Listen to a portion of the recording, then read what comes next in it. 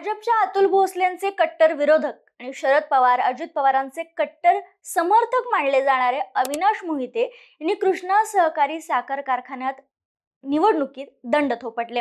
इथं वर्चस्व मिळवण्यासाठी मोठी रणनीतीही आखली, पण दुसऱ्या बाजूला याच शरद पवारांचे कार्यकर्ते असणारे नेते असणारे काँग्रेसचे जयंत पाटील, महाविकास आघाडीतील काँग्रेसचे नेते विश्वजित कदम आणि स्थानिक राजकारणातील अनेक समीकरणं इथं एकत्र आली, तेही मोहितेंच्या विरोधात। विशेष म्हणजे राजकीय दृष्ट्या वेगवेगळ्या गटात असलेले नेतेही या निवडणुकीत एकत्र आल्याचं पाहायला मिळालं। कराडच्या कृष्णा सहकारी साखर कारखान्याच्या निवडणुकीत भोसलेंचा मैत्री पॅटर्न तडजोडी पुन्हा एकदा यशस्वी ठरला। अविनाश मोहिते गटाला एकाकी पाडण्यात विरोधकांना यश आलं। तब्बल 50,000 सभासद असलेल्या या प्रतिष्ठेच्या साखर कारखान्याच्या निवडणुकीत अतुल भोसले आणि सुरेश भोसले यांच्या नेतृत्वातील जयवंतराव पॅनलला विजय मिळवला। विशेष म्हणजे जयवंतराव भोसले यांच्या गटाने सलग तिसऱ्यांदा सत्ता मिळवत हॅट्रिक पूर्ण केली आहे। या निकालामुळे कराडच्या राजकारणात परत एकदा भोसले घराण्याचं वर्चस्व अधोरेखित झाले। पण हा विजय फक्त एका गटाचा नव्हता, तर ज्या नेत्यांनी पाठिंबा दिला होता त्या व्यापक आघाडीचा होता, असं राजकीय जाणकारांचं मत आहे। मग या सगळ्यांनी भोसलेंना साथ का दिली? भाजपच्या जवळ जायचा प्रयत्न का केला जातोय? अविनाश मोहिते यांचा डाव नेमकं कुठं झोकला? कोणकोणत्या नेत्यांची साथ भोसले गटाला लाभली? कृष्णा सहकारी साखर कारखान्याच्या इतिहासातील या निवडणुकीला इतकं महत्त्व का आलंय, याच सगळ्याबद्दल या व्हिडिओच्या माध्यमातून बोलूयात। नमस्कार, मी संजना कट टू कट मध्ये आपलं स्वागत। कराड तालुक्यातील रेठरे बुद्रुक येथे असलेला हा कारखाना सध्या सुरेश भोसले यांच्या नेतृत्वाखाली कार्यरत आहे। सुरेश भोसले आणि अतुल भोसले यांच्या नेतृत्वातील जयवंतराव भोसले पॅनल सध्या कारखान्यावर सत्तेत आहे। नुकतीच 1 जून रोजी या कारखान्याची निवडणूक पार पडली। निकाल लागल्यानंतर जयवंतराव भोसले पॅनलने सलग तिसऱ्यांदा विजय मिळवत हॅट्रिक पूर्ण केल्या। त्यांच्या विरोधात संस्थापक पॅनल कडून अविनाश मोहिते मैदानात होते, मात्र ही लढत एकतर्फी झाली, कारण 21 विरुद्ध 0 अशा फरकाने भोसले पॅनल विजयी झालं। त्यामुळे सुरेश भोसले आणि अतुल भोसले यांच्या नेतृत्वातील गटानं पुन्हा एकदा आपलं वर्चस्व सिद्ध केलंय। महाराष्ट्रातील सहकारी साखर कारखान्याच्या राजकारणात सलग तिसऱ्यांदा अशी सत्ता कायम राखण्याची ही दुर्मिळ घटना आहे। यामागे अनेक कारणं सांगितली जातात। भोसले यांनी गेल्या अनेक वर्षात केलेला मैत्रीचा पॅटर्न, वेगवेगळ्या राजकीय गटांशी यंदा राखलेले संबंध, प्रचारादरम्यान विरोधकांनी दिलेल्या उत्तराला प्रश्नाला काउंटर करणं, शेतकऱ्यांना दिलेला समाधानकारक ऊस दर, कारखान्याला मिळालेले वेगवेगळे पुरस्कार आणि सभासदांमध्ये त्यांच्याविषयी निर्माण झालेला विश्वास, अशा अनेक गोष्टी यासाठी कारणीभूत आहेत। मात्र या निवडणुकीत सर्वात जास्त चर्चेचा विषय ठरला तो राजकीय समीकरणांचा, कारण आघाडीतील काही नेत्यांनी अविनाश मोहिते पाटील यांना पाठिंबा दिला। यामध्ये राष्ट्रवादी शरद पवार गटाचे प्रदेशाध्यक्ष शशिकांत शिंदे यांनी उघडपणे अविनाश मोहिते यांना पाठिंबा दिला, त्यांच्या बाजूने भूमिका घेतली। मुख्यमंत्री राहिलेले पृथ्वीराज चव्हाण हे देखील त्यांच्यासोबत मोहितेंसोबत होते। पण दुसऱ्या बाजूला आघाडीतीलच 2 महत्त्वाचे नेते वेगळी भूमिका घेताना दिसले।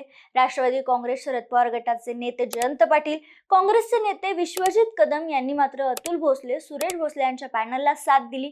त्यामुळे महाविकास आघाडीतील नेते एकाच बाजूने उभे राहिले नाहीत, हे स्पष्टपणे निवडणुकीत दिसून येतं। इतिहासाबद्दल सांगायचं झालं तर कृष्णा कारखान्यात 2010 साली अविनाश मोहिते यांच्या नेतृत्वाखालील संस्थापक पॅनलनं सत्तांतर केलं, पण 2015 साली परत एकदा सुरेश भोसले यांची सत्ता आली। गेली 10 वर्ष भोसले या गटाची सत्ता आहे आणि आता देखील पुढील 5 वर्ष त्यांचीच सत्ता राहणार आहे।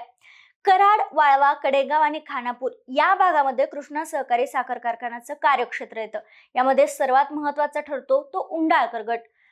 दूध संघ आणि रयत संघटनेच्या माध्यमातून या भागात मोठं संघटनाबळ असलेले उदयसिंह पाटील उंडाळकर यांच्याशी भोसलेंनी संवाद साधला।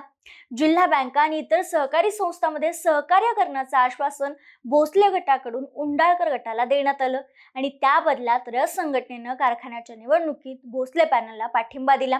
त्यामुळे उंडाळकर गटाची ताकद भोसले यांच्या पाठीशी उभी राहिली आणि यासोबतच विश्वजित कदमांची देखील साथ आपसुकच भोसलेंना मिळाली। यातील अजून एक महत्त्वाचं नाव म्हणजे कारखान्याचे माजी अध्यक्ष इंद्रजित मोहिते। 2005 ते 2010 या कालावधीत त्यांनी कारखान्याचं नेतृत्व केलं। त्यांच्या काळात कारखान्यात अनेक प्रयोग राबवण्यात आले जे यशस्वी ठरले.